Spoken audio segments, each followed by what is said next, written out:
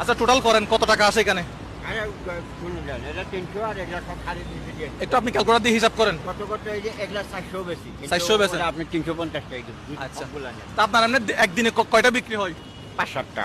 5-7টা বিক্রি করলে আপনার কত টাকা থাকে? তো কোনো দিন বেশি বেশি।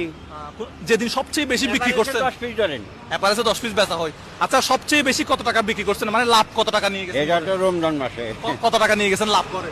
না, রমজান মাসে 40-50 হাজার টাকা ইনকাম করি আর কি। রমজান মাসে এমনিতেই গতকালকে কত টাকা লাভ হয়েছিল? লাভ কত টাকা 600, 600 টাকা।